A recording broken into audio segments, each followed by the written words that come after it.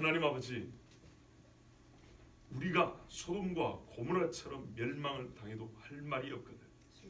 오늘 하나님께서 우리를 사랑하시고 적은 수가 하나님 나라를 사모하고 모이고 예배하게 해주셔서 감사합니다. 적은 무리여 두려워하지 말라. 너희 천부께서 그 나라를 너희에게 주기를 기뻐하시느니라. 누가복음에 이 말씀이 오늘 우리에게 이루어지게 하시며 우리가 진실로 하나님 나라 소망을 가진 자로서 믿음으로 오늘 말씀을 듣게 하여 주시옵소서. 하나님 이 종의 입에 바울에게 주셨던 영감을 주시고 이사에게 주셨던 그 환상을 보여주셔서 하나님의 말씀 온전하게 증거케 하여 주시옵소서. 예수 그리스도의 이름으로 기도하옵나이다. 아멘. 우리가 매일 로마서 강의를 듣는 것이 아니고 그리고 로마서 말씀이 그렇게 쉽지 않다 보니까 앞전 말씀을 이렇게 읽고 우리가 지금 보는 요 두세 절 정도를 또 깊이 보느라 정신을 거기다 집중할 수 있는 위험이 있습니다. 이 위험이라는 것은 하나님 말씀에 집중하는 게 위험이라는 게 아니고 앞의 말씀과의 연관, 이 전체적인 맥락을 잊어먹을 수 있는 위험이 있다는 얘기입니다. 그래서 앞에 우리가 9장 전체를 좀 간략하게 훑어보면서 또한 말씀이 자세히 보면 또 그리 생각보다 어렵지 않아요. 지난 주일에 이어서 쉽게 정말 하나님 말씀 쉽게 가르쳐 주시오 찬송회처럼 쉽게 전해드릴 테니까 여러분 잘 들으시고 하나님의 주신 말씀대로 또한 기도 제목이 우리 입에 가득할 수 있길 바랍니다. 자, 9장을 처음부터 생각해 보면 이스라엘에 대하여 바울의 큰 근심이 있다고 했어요. 이스라엘의 구원이죠. 이스라엘의 구원 문제 때문에 바울은 큰 근심도 있었고 혹자는 바울에게 물어볼 수도 있다고 했어요.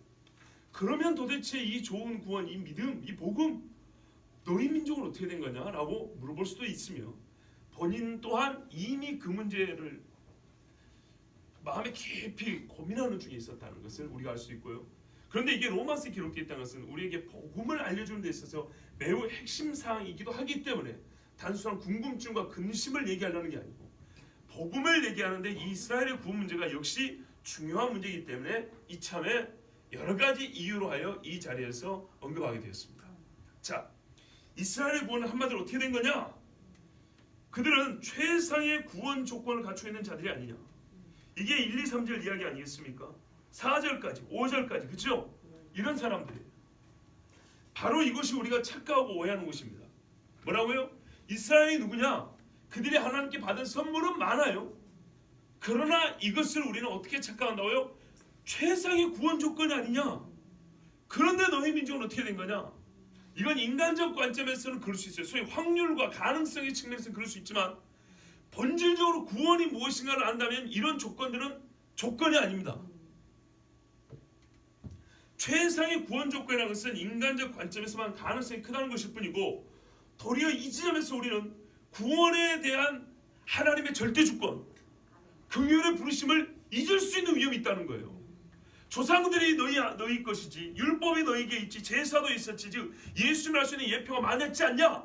그 모든 것들을 갖고 있지 않냐? 그러니까 너희는 구원 얻을 가능성이 크지 않냐? 보세요. 무엇을 갖고 있다고 구원 얻을 가능성이 크다는 것이 우리가 지금까지 본 9장에서 말하는 하나님의 절대적 선택과 부르심에 의한 구원이라는 하나님의 선언과 얼마나 배치되는가.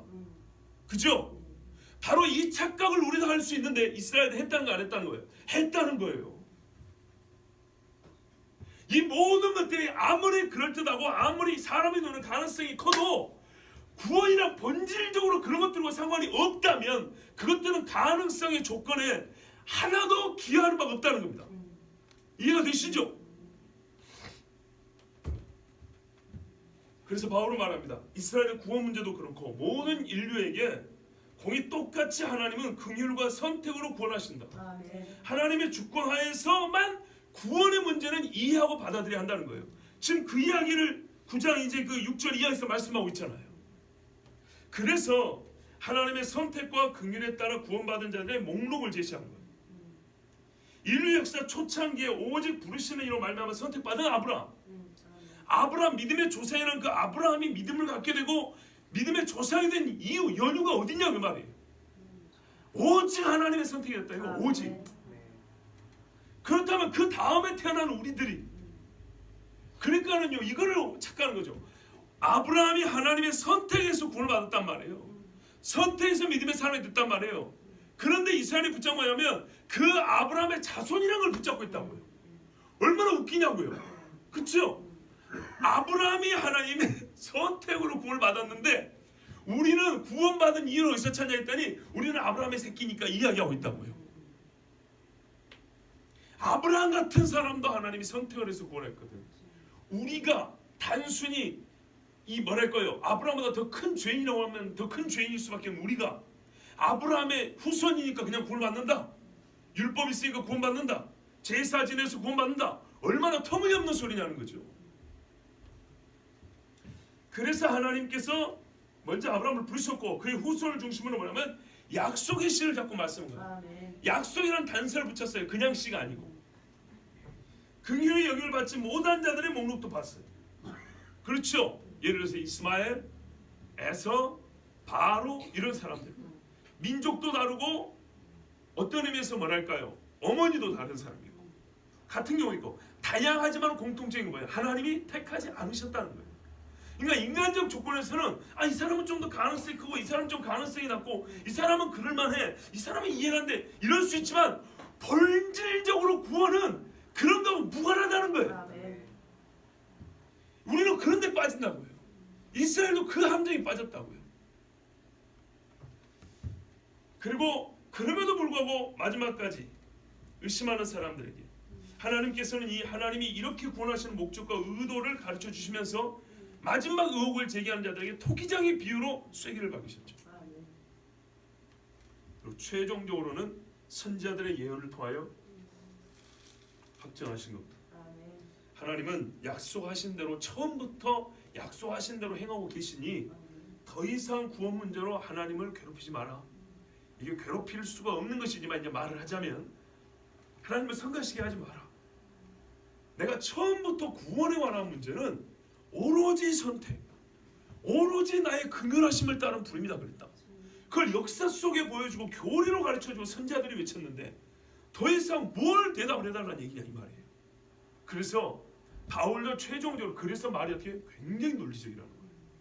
이 사람들이 메시아에 관해서는 누구의 예언을 듣냐면 이사야의 예언을 듣거든요.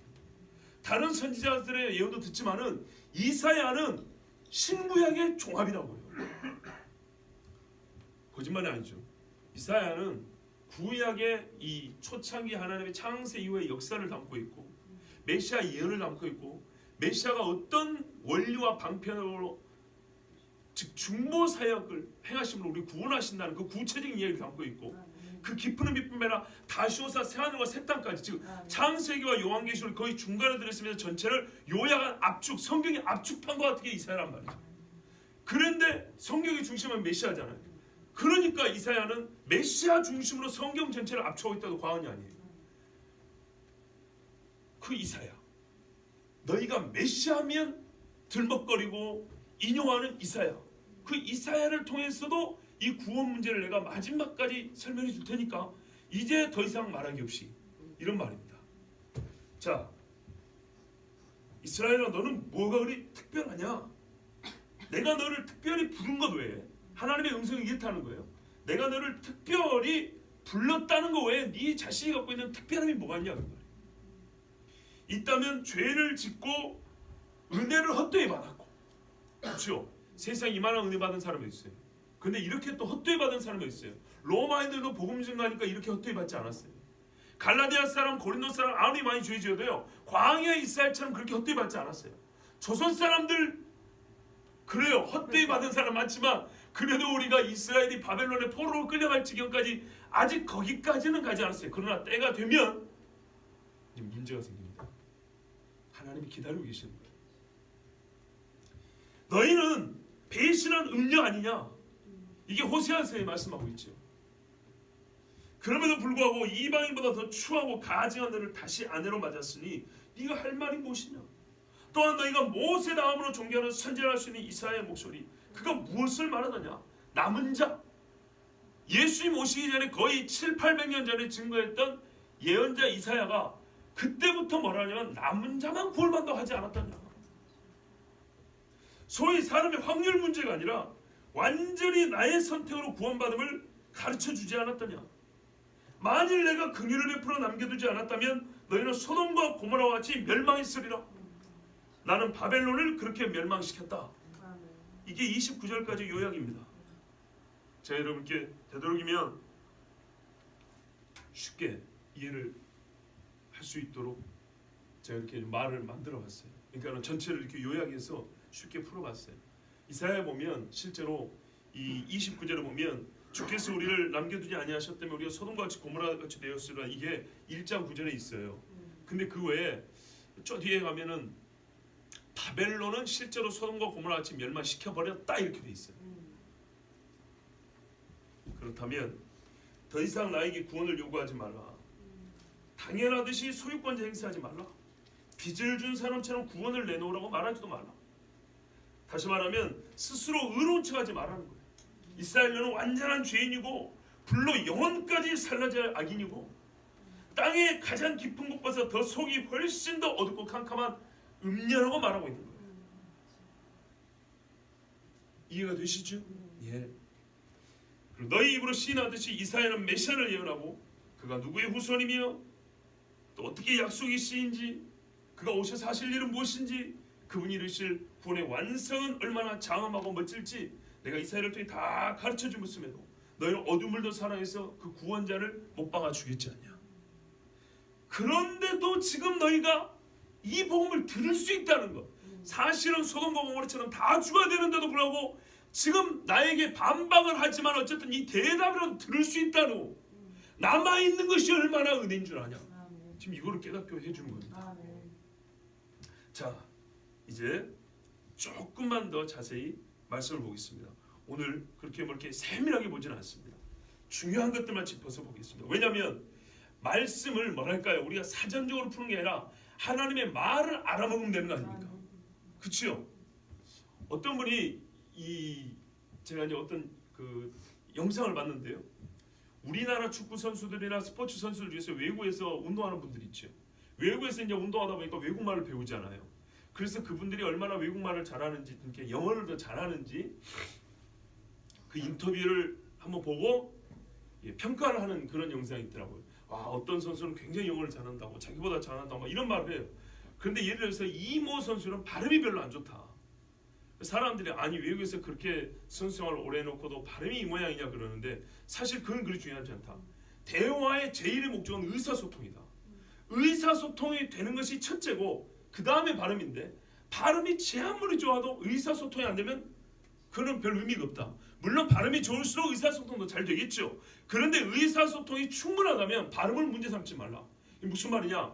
오늘 이 메시지가 여러분에게 벌써 사실은 이미 뜻이 전해졌어요. 뜻이 전해졌기 때문에 더 이상의 자세한 이야기는 어떤 의미에서 사주에 들 수 있지만은 그래도 우리가 게으르지 않기 위해서 조금만 더 보도록 하겠습니다. 자, 이 말씀을 제가 내용은 충분히 이해하기 전에 드는데 이제 우리가 볼 건 뭐냐면요. 이 말씀을 주실 때 하나님의 심정이에요. 하나님의 심정은 선지자들의 심정의 표현으로 그대로 나타납니다. 보세요. 27절에 또 이사야가 이스라엘에 관하여 외치되 그랬어요. 이 외친다는 말은 부르짖는 말입니다.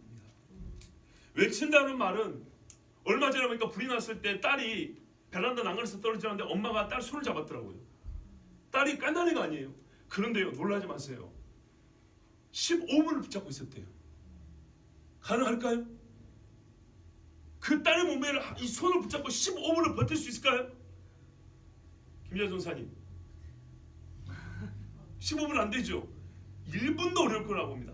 그런데 그분이 1분이 넘을 거라고 생각했던 게 아니라 15분을 버텼다는 결론이 중요한 거예요.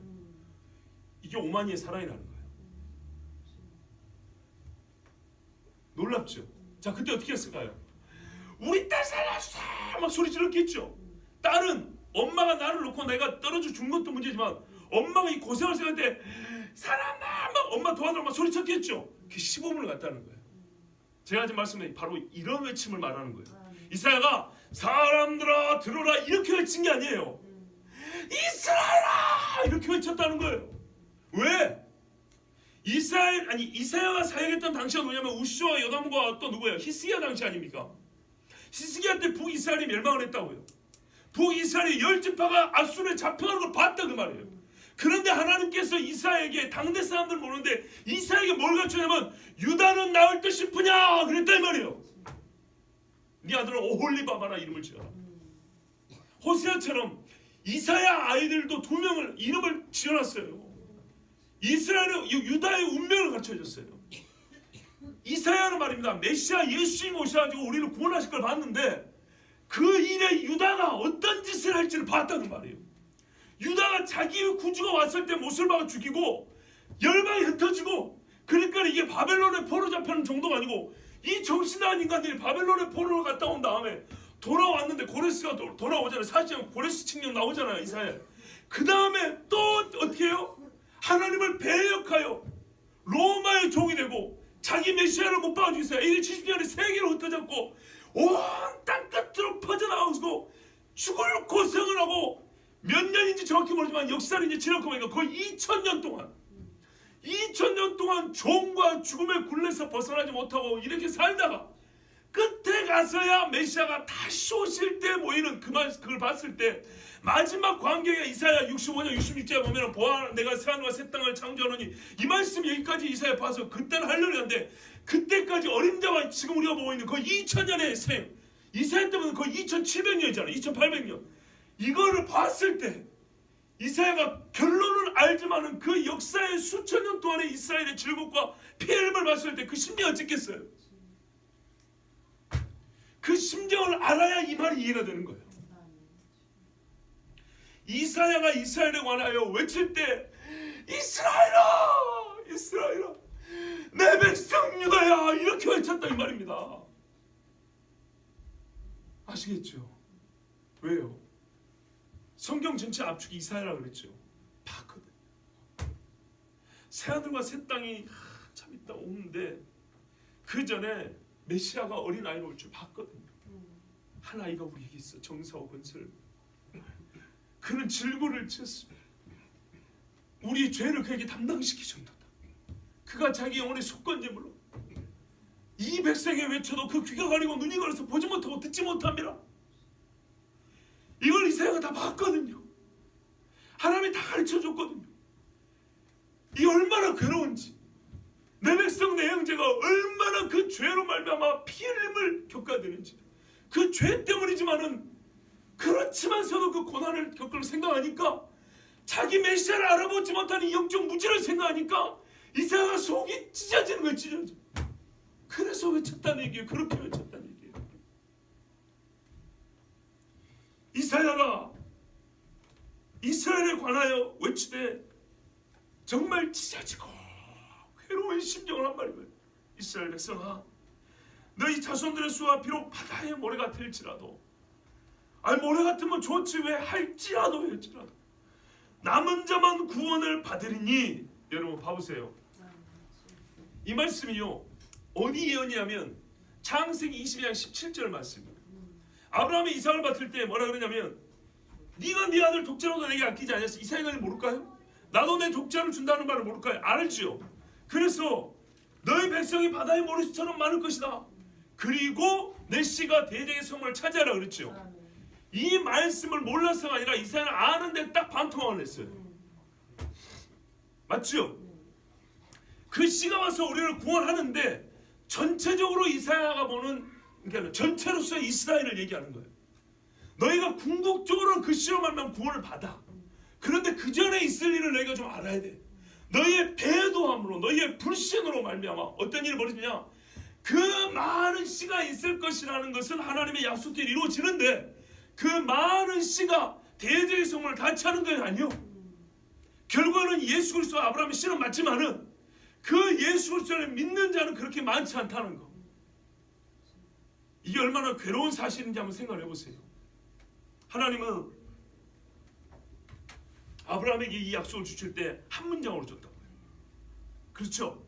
하나의 약속으로 줬는데 역사 중에 이스라엘은 스스로 이 약속을 반토막 내문 꼴인 거예요. 그들이 하나님 앞에 큰 수를 받았을 때 이미 자기들 말만 따라 자기들은 전체로서 대제의 성문을 차지할 수 있었어요. 그런데 그들은 뭐예요? 말한 그들의 인간적 조건의 우월함, 그것만 의지했지 진짜로 대제의 성문을 차지하게 하시는 메시아를 믿지 않았다 이 말이에요. 그러나 하나님은 그 씨로 말미암아 대제의 성문을 차지하게 하는 일을 반드시 이루어주는데, 그렇죠, 하나님은 반드시 이루어주는데 모래같이 많고 대제의 성문을 이시가 차지하려 하는데, 문제는 뭐예요? 그 많은 모래와 같은 이스라엘 백성이 믿지 아니하므로, 믿지 않은 대제수는 어떻게 해요? 거기서 탈락, 이런 말이에요. 이것을 이사야가 본인도 유대인 입장에서 혹 그도 말이죠, 자기가 아브라함의 자손이기 때문에 응당 대제의 성문을 차지하리라, 메시아가 오면 응당 내가 알아보리라 그랬을지 몰라요. 자기 백성들이 다 그게 고정관념이고 통념이니까. 그런데 하나님이 가르쳐주고 깨우쳐주는 건 뭐냐면 아니라는 거였어요. 이 말씀을 들었을 때 이사야가 얼마나 큰 충격을 받았겠어요. 그리고 거기서 대부분이 배제될, 정말 칼에 죽임을 당할, 불에 타 죽임을 당할 자기 민족을 봤을 때 그들은 자기 앞에 뭐가 있는지 모르고 그냥 멋모르고 앞을 달려가는 그들에게 이사야는 어떤 말을 해주고 싶었겠고 그 심정이 어떻겠어요. 정말 이사야가 아닌 설교자인 저만 하더라도 이 말씀을 볼 때 가슴이 묵묵한데, 이사야 같으면 그 마음이 어떻겠냐고 말이에요. 그런데 하나님은 선지자를 통해서 메시지 내용만 준 것이 아니라 그 심정, 하나님의 마음을 나타내주잖아요. 하나님의 마음이 이거였던 것이에요. 에브라임을 책망할 때면 에브라임아 에브라임아 내가 너를 어찌 잊겠느냐, 내가 에브라임을 책망할 때 내가 깊이 생각했노니. 이사야 44장의 21절을 말하면 이스라엘아 너는 나의 잊음이 되지 아니하리라. 하나님이 막 팹니다. 막 세계 열방으로 쫓아내옵니다. 이스라엘이 하나님이 우리를 잊으셨는가 그러는데 너희 죄 때문에 그런다 이스라엘아. 그러나 내가 어찌 너를 잊겠느냐 이런단 말 하나님. 이게 하나님의 음성이에요. 아멘. 생각보다 이사야도 많이 울었던 사람이에요. 그러니까 제가 지금 인용한 말씀은 이사야 말씀이에요. 아멘. 이사야만 무디고 무감각하게 이걸 수십 년 외쳤던 사람이 아니에요.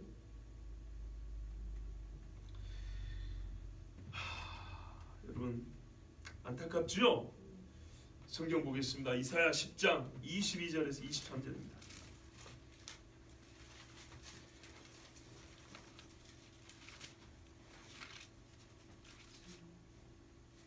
구약 981쪽쯤에 있습니다. 우리 같이 읽습니다.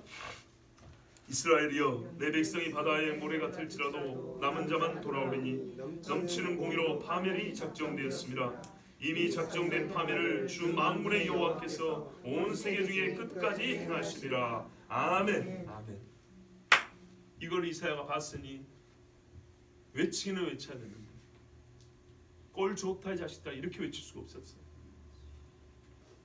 그리고 이 말씀이 이어서 28절에 인용이 되어 있습니다. 우리가 27절과 29절은 눈에 딱 띄어요. 아 이게 이사야 인용한 거구나. 근데 28절은 그렇지 않고 그냥 중간 넘어가는 징검다리로 생각하기 쉬운데요. 그렇지 않습니다. 여러분 28절을 봐보세요. 주께서 땅 위에서 그 말씀을 이루고 속히 시행하시리라 하셨느니라 하니까 이것도 인용문이에요. 그렇죠? 그리고 이사야 아까 10장을 보면 뭐라고 되어 있어요? 남은 자만 돌아오리니 그 다음에 넘치는 공의로 파멸이 작정되었습니다. 23절에 이미 작정된 파멸을 주 만군의 여호와께서 온 세계 중에 끝까지 행하시리라. 그렇죠? 이사야 10장 23절에 하나님이 행하시라고 했죠. 끝까지 행하시리라. 그리고 로마서 9장 28절에 그가 그 말씀을 속히 시행하시라 이렇게 돼 있죠. 바로 이 말씀이 인용한 거예요. 속히 시행하신다. 그런데 오늘 안타깝게 우리 번역 28절 로마서 9장 28절은 많이 빼먹었습니다. 봐보세요. 이사야를 보면 상당히 폭이 넓죠. 부피가 두꺼워요. 뭐가 빠졌습니까? 공의로가 빠졌습니다. 보세요. 로마서를 보고 이사야를 한번 살펴보세요. 먼저 로마서 보면 그 말씀을 이루시리라 속히 하리라 두 가지죠. 요약하면 이겁니다. 이룬다. 근데 속히 한다 이렇게 하죠. 근데 이사야를 봐보세요. 어떻게 하냐면 이룬다만 된 게 아니라 어떻게 이룬다고? 공의로. 아시겠죠? 그 일의 성질이 남았어요. 하나님의 공의가 있을 것이다 이 말이에요.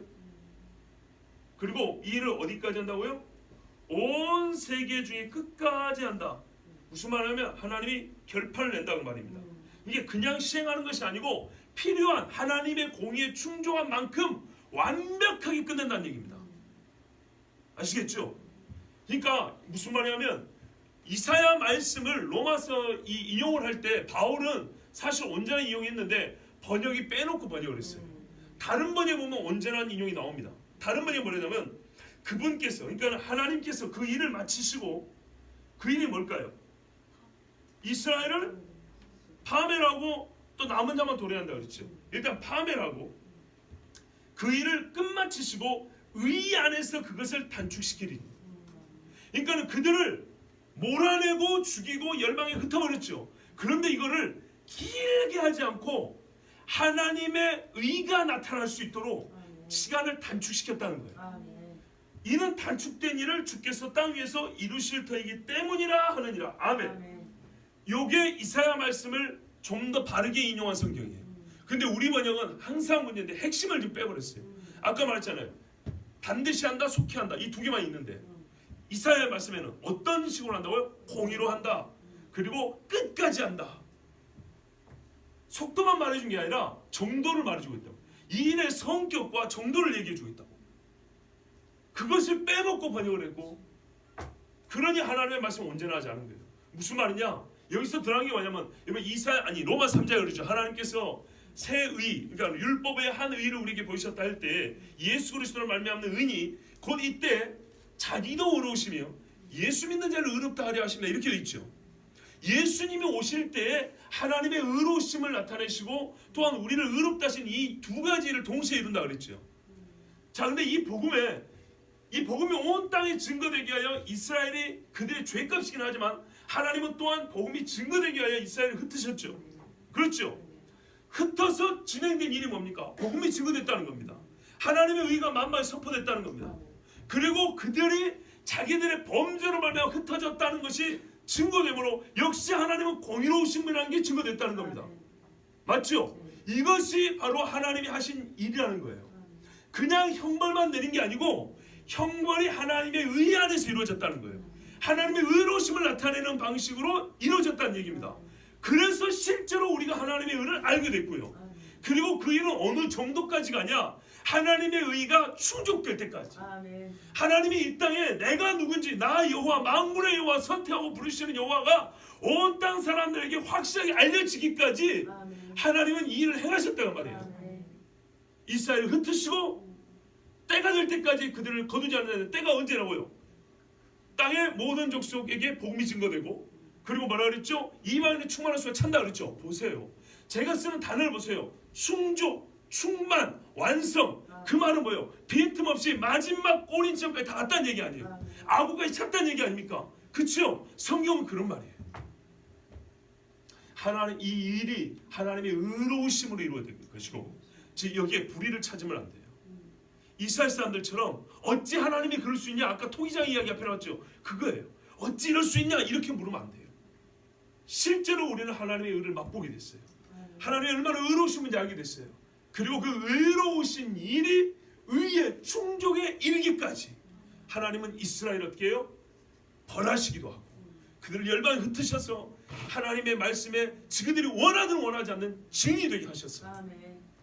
그리고 때가 되면 하나님은 이제 부름받은 모든 자들을 끌어모으시는데 특별히 이제 마지막 때 이스라엘을 또 불러 모으시죠. 자,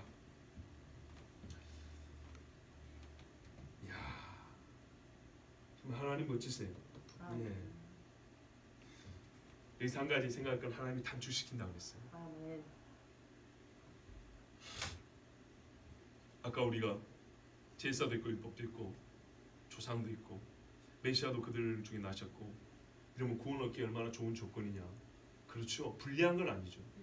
그렇지만 하나님의 선택이 100이라고 할 때 아니라 100이기 때문에 그것은 이미 등 외에 있는 것들 중에서 우열을 내는 것뿐입니다.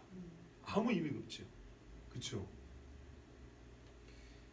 그렇게 우리가 이 생각을 완전히 바꿔야 되는 것처럼 단축의 문제도 그렇습니다.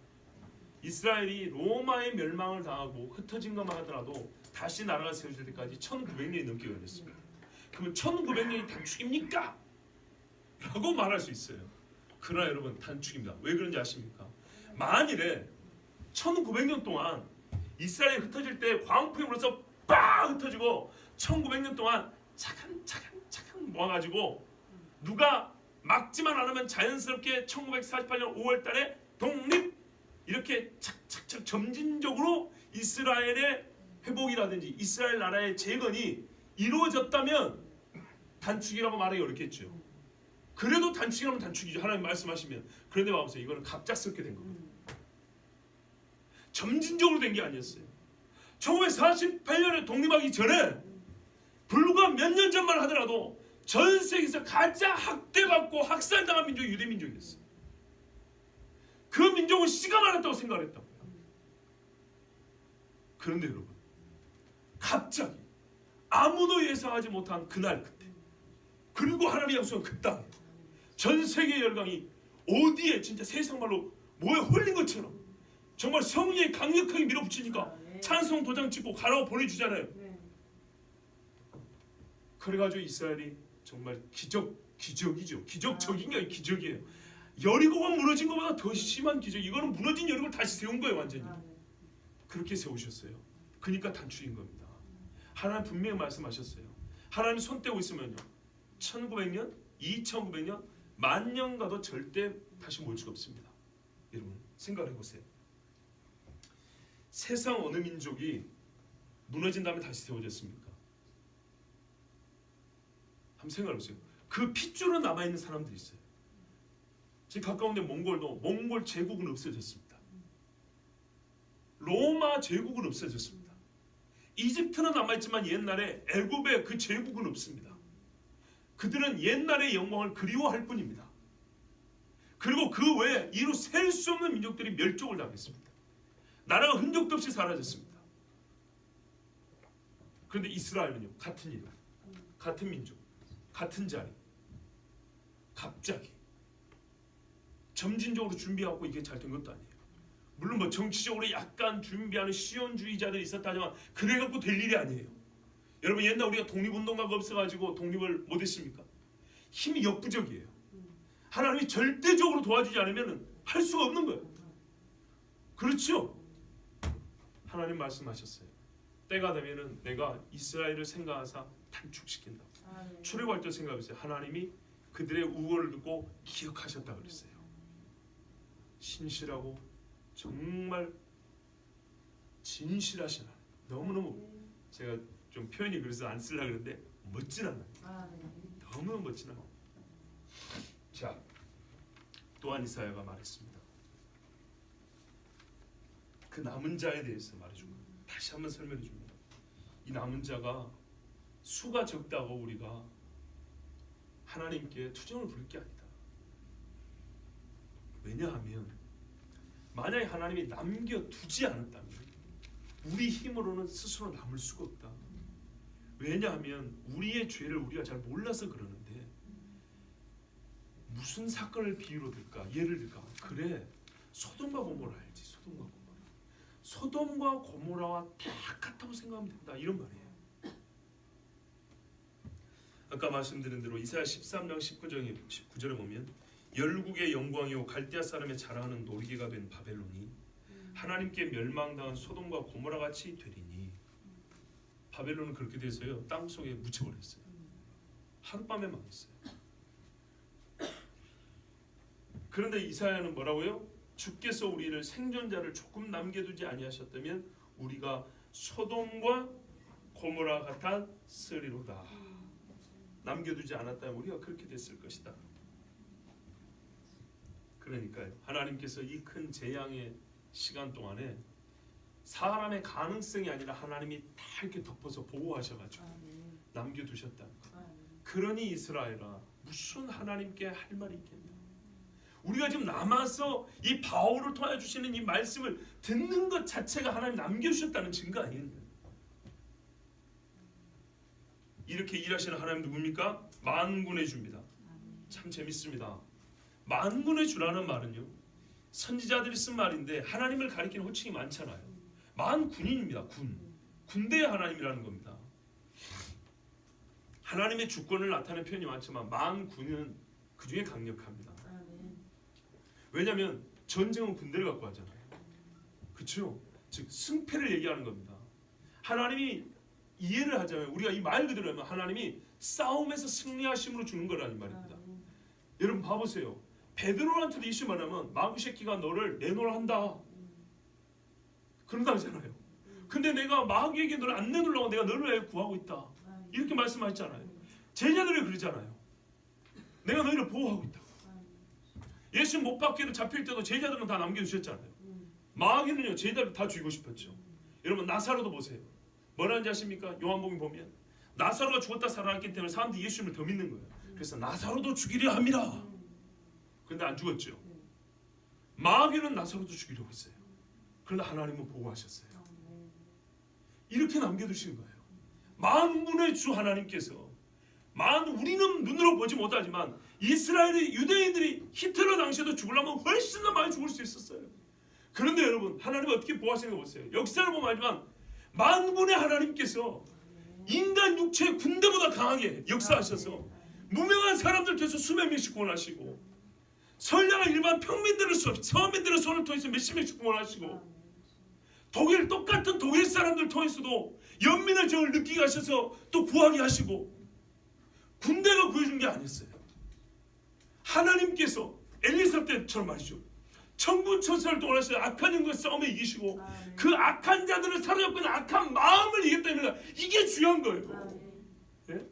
악한 마음은 마귀에서 온단 말이죠. 하나님의 백성을 죽이고자 하는 그 마음을 어떻게 돌리냐고요. 어떻게 사로잡혀 있는 그 마음을 영적인 전쟁에서 하나님의 군대가 이 영의 세력을 몰아내니까 사람 마음에서 더러운 마음이 제해지니까 이 백성을 향한 불쌍히 여기는 마음이 생기는 거 아니겠습니까? 여러분 제가 너무 추상적인 얘기합니까? 제가 너무 뭐랄까요? 허무맹랑한 얘기합니까? 성경이 뭐라고 말합니까? 모든 육신에 벌어지는 일은 육체에 벌어지는 영의 문제라고 말씀하죠. 유대인들을 죽였다 혈안이 되고 전 세계적으로 유대인을 잡아주겠다고 유럽이 피만 하고 되고 있는데 그 중에 같은 독일 사람이 어떻게 유대인을 살려주냔 말이에요. 폴란드 아우슈비츠를 비롯한 포로수 용자 한두개인데 어떻게 폴란드 사람이 유대인을 숨겨주냔 말이에요. 기가 막힐 일들. 그들의 마음과 그들의 세계를 덮고 있는 어둠의 세를 하나님께서 몰아내주시고 그 영혼들에게 하나님이 정말 성령께서 긍휼의 바람을 넣어주시니까 내 목을 걸고 살려냈다. 실제로요. 자기 목을 걸고 사는 거예요. 목을 걸고. 만군의 하나님께서 바사국 군주를 몰아내시고 가브리엘을 보내서 다니엘에게 나중 일을 말씀해 주신 것처럼 이스라엘 백성을 살려주셨어요. 씨를 남겨주셨어요. 그래서 이게 중요하다는 겁니다. 하나님은 우리와 위해 싸워주셨어요. 우리는 그를 배신하였으나 그는 우리를 위해 싸우시고 우리를 살리기 위하여 그의 군대를 동원하신 분이에요. 그래서 우리가 씨라고 불리는 겁니다. 먼저는 이스라엘 이야기입니다. 여러분 씨는요 얼마나 적은지 보십시오. 말하자면 종자입니다. 곡식을 출수하고 많이 먹어버립니다. 그렇죠? 모든 것을 농사 개념으로 설명했다는 뜻은 아닙니다. 그러나 조금 더 이 극적인 은혜의 극적인 것을 조금 더 제가 여러분 좀 쉽게 이해해 드리려고. 우리가 농사를 짓고 대부분은 먹어버리고 종자로 남겨둔 것들이 씨라고 보시면 됩니다. 그런데 이 종자가 심겨지면 어떻게 됩니까? 다음에 가을이 되면 수백 배 열매를 맺습니다. 그렇죠. 쌀 한 가마니 종자라고 배필을 뿌리면 수십 가마니 수백 가마니를 얻습니다. 바로 그런 뜻입니다. 하나님께서는 약속을 이루셨습니다. 보세요. 죄로 말미암아 그 많던 모래 같은 백성이 없어졌어요. 씨 종자 몇 개 남았어요. 근데 그 종자 몇 개 남겨놨는데 어떻게 했어요? 하나님이 다시 셀 수 없는 무리로 늘리셨어요. 그리고 그 최종적으로 돌아올 때는 씨가 돌아온 게 아니라 셀 수 없는 무리가 돌아가신다. 이게 우리가 기다리는 이스라엘 회복과 구원 아니겠습니까? 그걸 하나님이 선지자를 통해 약속해 주셨잖아요. 그 일을 행하시는 분이 하나님이셨어요. 그러니까 눈에 보이는 적은 수라고 해가지고 신뢰할 거 아니었다는 거예요. 이사야는 그걸 내다본 겁니다. 그러나 여전히 그 은혜를 알지 못하고 깊은 하나님의 공의와 그 은혜를 알지 못한 이스라엘 사람은 눈이 가려지고 귀가 어두웠으니 이 말씀을 외치는 당대의 이사야의 마음은 얼마나 괴로웠겠습니까? 그러나 감사한 건 우리가 여러분 우리는 지금 이 말씀의 성취의 날을 눈앞에 두고 있다는 겁니다. 그리고 일부는 이미 받고 참 얼마나 감사한지 모릅니다. 자, 맞습니다. 하나님의 구원은 처음부터 주권적 선택과 긍휼에 따릅니다. 이스라엘이라고 예외는 아닙니다. 그렇다면 여러분 이제 조금 이제는 어렵습니다. 조금 어렵다기보다는 이제 좀 쉽게 우리가 좀 말할까요? 은혜롭게 들었으니까 이제는 지성의 수고를 해서 한번 생각해 보십시다. 그렇다면 우리는 왜 지금 이스라엘 구원을 이처럼 진지하고 깊이 논의하죠? 왜냐하면 제가 왜 이 말을 하냐면 아니 하나님의 선택과 구원이라면서요. 제가 9장 처음 들어갈 때도 그랬거든요. 남은 자 아니까 그냥 믿는 자 이렇게 동격으로 봐서는 안 된다고. 그러면 이스라엘하고 특별한 이유가 없잖아요. 그러니까 처음부터 이스라엘의 구원 문제를 특별히 다룰 이유가 없다고. 모든 것이 똑같아요. 제가 그 질문 지금 다시 던지는 겁니다. 지금 9장이 거의 마무리돼 가거든요. 다음 10절, 30절 이하는 진짜 말 그대로 종합 결론입니다. 근데 여기까지 우리 왔을 때 바울의 논리 쭉 따라왔을 때 그럼 다시 한번 묻는 거예요. 그럼 이스라엘의 구원을 그렇게 특별하게 문제 삼을 필요가 없네. 그렇게 생각 안 드세요? 무슨 말이냐면 우리 민족도 사실 남겨둔 사람이 있어서 믿는 거고 다른 민족들도 그런 사람이 있어서 믿는 거고 그리고 예수를 믿어야 구원을 받는 거고 누가 믿는 것 때 하나님이 선택하고 부르신 사람이 구원 받는 믿고 구원 받는 거 다 똑같네. 그럼 아까 호세 이야기도 잘했네. 이방인과 똑같다고 그렇지 않았냐고. 근데 그건 이방인과 똑같다는 건 얘기하는 게 아니라 이방인까지 미치는 구원. 이스라엘이 또한 이방인보다 더 험했지만 하나님의 은혜로 구원받았다는 걸 얘기하려고 하는 것이죠. 자, 어쨌든 좋습니다. 왜 성경은 이스라엘의 구원 문제를 복음의 정수라는 로마서에서 중차대한 문제로 다루고 있을까요? 다시 한번 우리는 기억해야 됩니다. 항상 처음을 잊어먹으면 안 됩니다. 자, 그래서 초도에 말씀드린 거예요. 막 그 본 구절에 막 은혜가 있다 보니까 막 깨달음이 있다 보니까 우리가 지금 어떤 맥락에서 지금 이 이야기를 읽고 있는지 까먹을 수 있다는 겁니다. 그러면 안 돼요. 다른 민족과 나라들의 구원과 다를 것이 없다면 오직 이스라엘의 자기 착각과 오해를 부추기고 그렇죠. 그들의 잘못된 구원관을 바로잡고자 함인 것인가요? 그것만인가요? 아니에요. 맞지만 동시에 아닙니다. 맞다는 말은 실제 이스라엘이 예수님 당시 보면 알지만 아브라함의 혈통이라는 사실에 기인한 역사적 계보에 따른 구원을 믿고 주장했기 때문입니다. 그래서 말하잖아요. 우리가 아브라함의 자손이라 우리가 남의 종이 된 적이 없거든. 그러잖아요. 근데 예수님은 착각해보고 이제 이 사람이 아브라함 자손 됐다고 나중에 뒤통수를 때려버렸죠. 그들은 역사적 계보 혈통적 계보에 따라서 자기들이 이미 구원받다고 착각을 했다고요. 그러니까 이 착각을 깨주려고 하는 것이냐? 일부는 맞다는 거예요. 왜? 그게 깨져야 예수를 믿으니까. 그래야 또 메시아 죽인 죄를 회개할 거 아니겠습니까? 그런데요, 그뿐이 아닙니다. 이스라엘이나 이방이나 구원의 원리는 같지만 이제 잘 들어보십시오.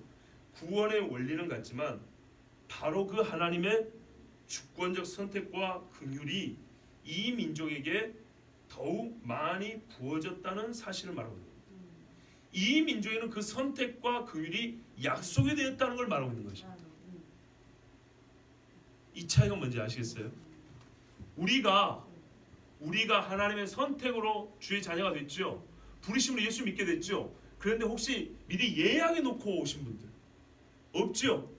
민족적으로 하나님이 뭐라 그러냐면 나중에 조선 사람 꼬래야 내가 부를 것이다. 약속 선지자들 가서 외쳐. 그래갖고 우리가 구원받았습니까?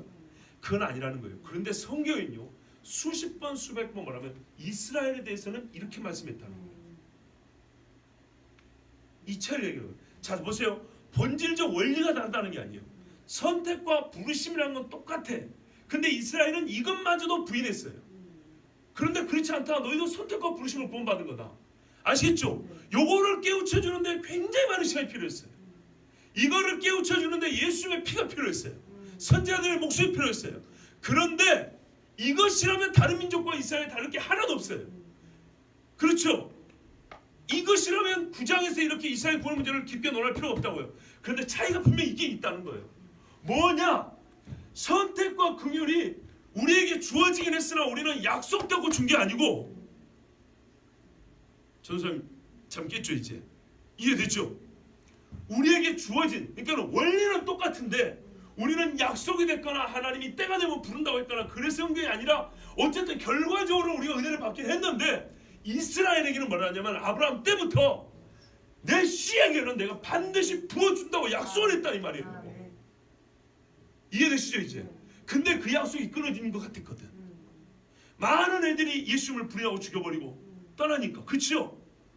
그랬을 때 왜 그러느냐 했더니 이들이 문제는 구원의 원리 자체를 잘못 생각한 거예요. 구원의 원리 자체를 그들은 완전히 잘못 생각해요. 즉 율법주의적으로 생각한 거예요. 그래서 하나님께서 구원의 원리를 바로 가르쳐준 거야.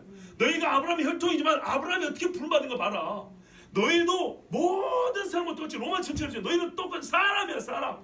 똑같은 구원의 원리, 선택과 부르심에 하나님의 긍휼로 구원을 받아. 이것부터 깨우쳐야 돼. 그렇지 않으면 절대 너희가 나한테 올 수가 없어.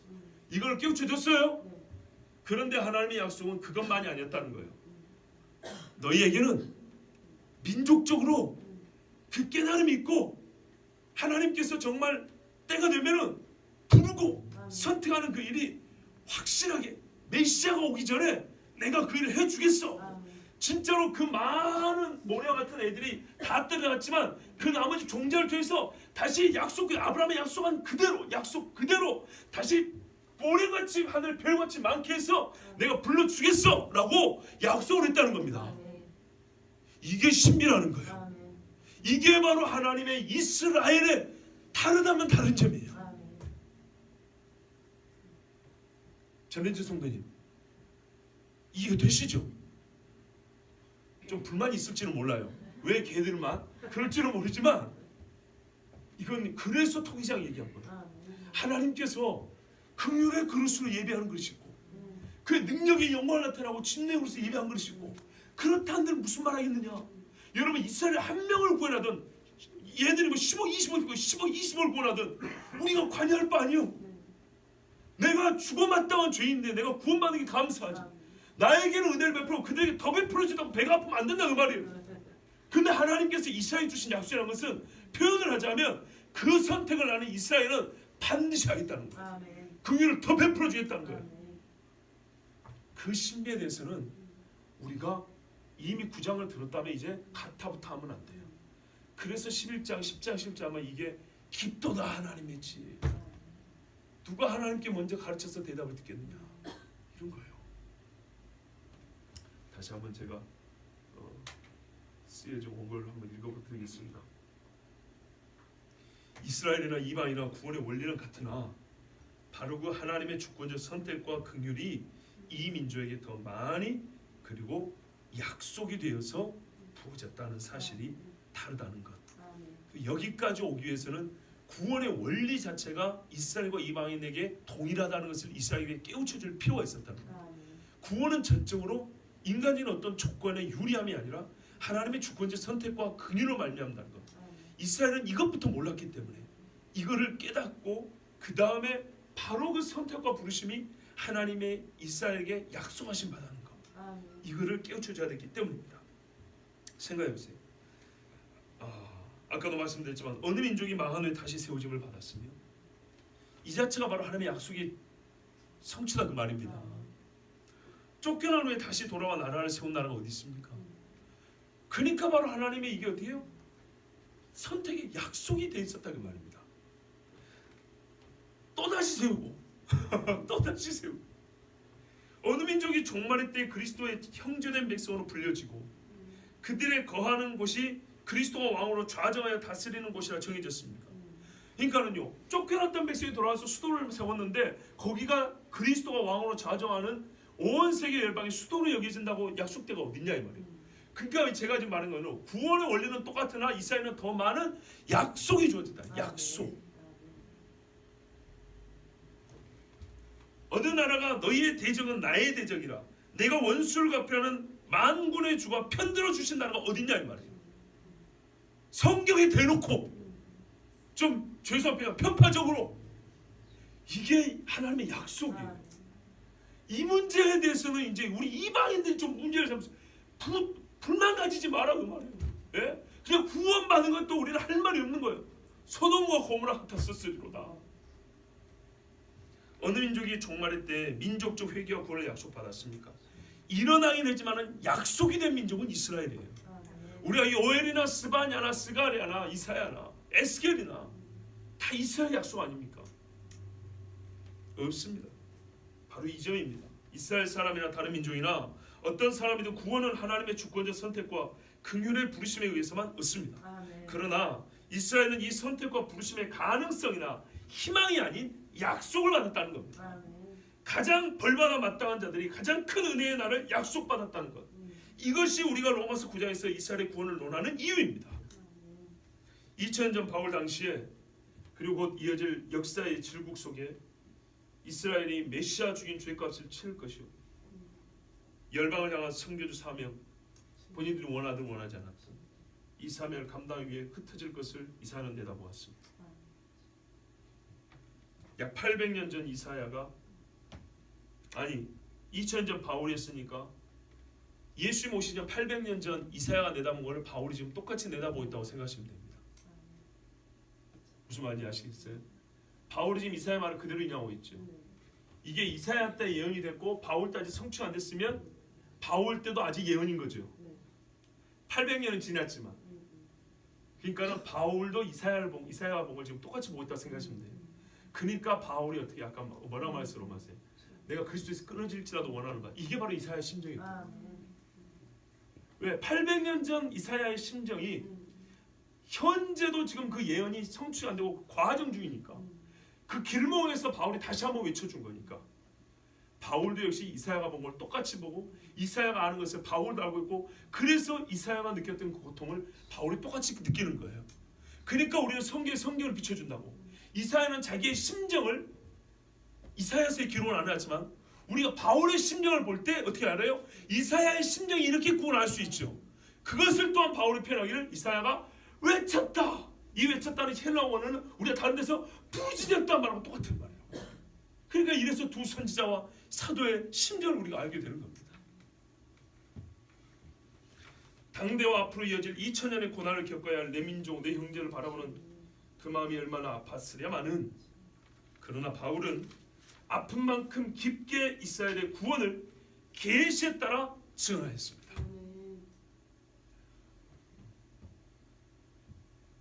여러분 우리가 아픔이 있으면 일부러 흉내내지 않아도 말이 이렇게 깊게 나오죠. 감정에 그러니까 우리가 이 정서적 짐을 안고 살아가면 말도 짐의 무게만큼이라 근데 말이 짐이라는 게 아니라 그 이 무게만큼이나 무게 있게 나오죠. 그런 것처럼 바울이 이사야가 수백 년 전에 졌던 그 영혼의 짐을 본인이 지금 이어서 지고 있잖아요. 그랬을 때 바울이 지금 자기 민족을 향한 기도와 이 그 민족의 구원에 관한 문제를 이렇게 깊게 말할 수 있었던 거예요. 당연히 성령의 감동을 주신 것입니다. 그러나 그 성령의 감동은 바울의 전인격을 사용하셔서 그의 정서의 가장 깊은 것을 사용하셔서 지금 우리에게 말씀해 주시고 있는 겁니다. 자, 오늘 저는 이 대목에서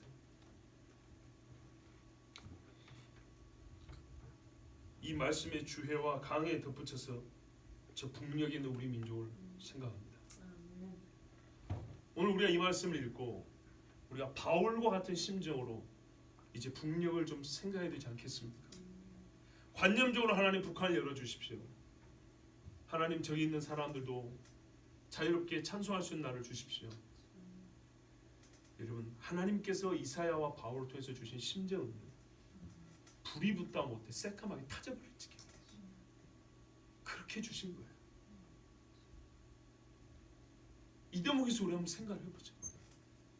주를 위한 수고를 우리가 양심적으로 말해서 물론 수고도 여러 모양과 다양한 형태가 있지만 목숨을 건 수고는 저 위에 계신 분들이 훨씬 더 많이 하지 않습니까? 알려진 바로만 하더라도 정치범 수용소의 80%가 기독교인이라는 것을 신앙 때문에 거기 있다는 것을 팔다리가 잘리고 눈이 뽑히고 손에 막 화세 맞고 막 몸이 삐뚤어진 사람들만 몰려 사는 그런 마을이 있다는 얘기를 들었지 않습니까? 우리가 이제 주님 오실 날이 가까운 이때에 이스라엘과 예루살렘을 향한 진실한 위하는 마음 그들이 주님을 향해서 회개하고 돌이켜 오기를 간구하는 기도도 해야 되겠지만 저는 동시에 우리 민족 바울이 말했던 것처럼 우리가 이걸 그대로 배워야죠. 그렇죠? 골육의 친척을 위하여 우리 이걸 배워야 되지 않겠습니까? 진짜 디모데에게도 바울 말합니다. 내가 선한 일을 행하되 더욱 믿음의 형제들에게 더할지니라. 저 위에 있는 정말 우리하고 똑같이 족보 찾아보면 저 위에 우리 할머니 할아버지 있을 줄 몰라요. 정말 지근거리에 있고 수천 년 역사를 함께한 내 민족 내 형제들에게 하나님 만군의 주께서 저 북녘에 있는 총칼보다 정말 그들을 두르고 있는 쇠창살 그것을 다 부셔버리고 녹이고 들어가는 성령의 강력한 불이 역사해 주셔서 내 민족 내 형제들에도 신앙의 자유를 주시고 마지막 때 이스라엘이 회복될 때 저 북한 땅에 하나님 신앙의 자유를 주시며 다시 한번 순교자들 피 흘린 그곳에서 교회가 세워지고 하나님을 예배할 수 있는 날 허락해 주시옵소서. 우리도 이사야처럼 외쳐야 되지 않겠습니까? 이 말씀을 듣고 깨달았다면 평안한 중에 있는 우리가 죄를 지은 건 알지만 기도해야 될 사명이 있음을 알게 됐을 겁니다.